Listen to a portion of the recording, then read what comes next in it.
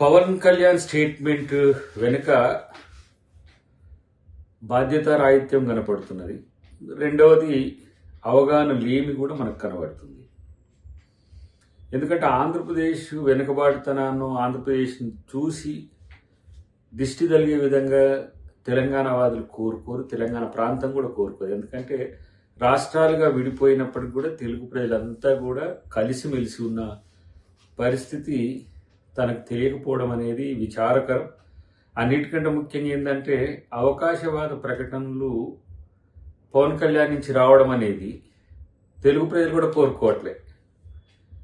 సరే, అనాలోచిత స్టేట్మెంట్సా లేకపోతే ఉద్దేశపూర్వకంగా చేస్తుందా అనే దాంట్లో అనాలోచిత స్టేట్మెంటే కనబడుతుంది మనకు. కాబట్టి గోదావరి ఎప్పుడు కూడా తెలుగు ప్రజలను సమానంగానే చూసింది. ఏ విధంగా కోనసీమను చూసిందో అదే విధంగా తెలంగాణను కూడా చూసింది. ఇక్కడ ప్రాజెక్టులు లేకపోవడం వల్ల తెలంగాణ కొంత వెనుకబాటుతనంతో ఉన్నది, కానీ ప్రాజెక్టులు అయితే మరింత మేలు జరిగేది. కాళేశ్వరం లాంటిది సక్సెస్ అయి ఉంటే మంచిగానే ఉండేది. కానీ ఈ అంశాలలో తనకు అవగాహన లేకపోవడం వల్ల కేవలం రాజకీయ ప్రేరేపిత ప్రకటనలతోనే ఈరోజు పవన్ కళ్యాణ్ స్టేట్మెంట్ ఇచ్చిందని మనం అనుకోవాల్సిన అవసరం ఉంది. అన్నిటికంటే ముఖ్యంగా కొన్ని స్టేట్మెంట్ కొన్ని సందర్భాల్లో తనకు అనుకూలంగా ఇచ్చుకోవడం అనేది అది పవన్ కళ్యాణ్కి సాధ్యమవుతుంది.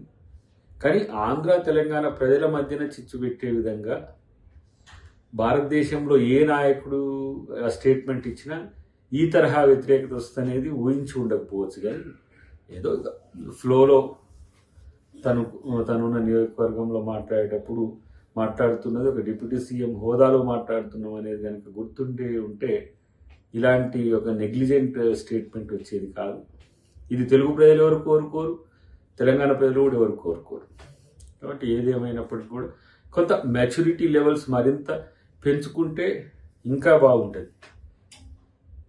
లేకపోతే ఎవరినో సాటిస్ఫై చేయడానికో, మనం ఉన్న చోట ఉన్న వాళ్ళని సంతృప్తి పరచడానికో, లేకపోతే మనం మద్దతు ఇచ్చిన వాళ్ళకు అనుకూలంగా ఉండడము అనేది ఇది అవకాశవాద రాజకీయమే అని అనిపిస్తుంది. కాబట్టి ఏదేమైనా కూడా వాస్తవానికి చెప్పాలంటే తెలంగాణకు వచ్చి తెలంగాణ పాట, ఆంధ్రాకి వెళ్ళిన తర్వాత ఆంధ్ర పాట, తర్వాత ఇప్పుడు బీజేపీతో అనుకూలంగా ఉంటే బీజేపీ పాట, టీడీపీతో అనుకూలంగా ఉన్నప్పుడు టీడీపీ పాట, ఇట్లా ఏ పాట ఆ పాట నేర్చింది కాబట్టి కొంచెం తను బతక నేర్చిన పాట పాడుతున్నట్టుగా భావించాల్సిన అవసరం ఉంది. కాబట్టి దీన్ని ఎవరు తెలుగు ప్రజలు పట్టించుకోవద్దని మేము అనుకుంటాం.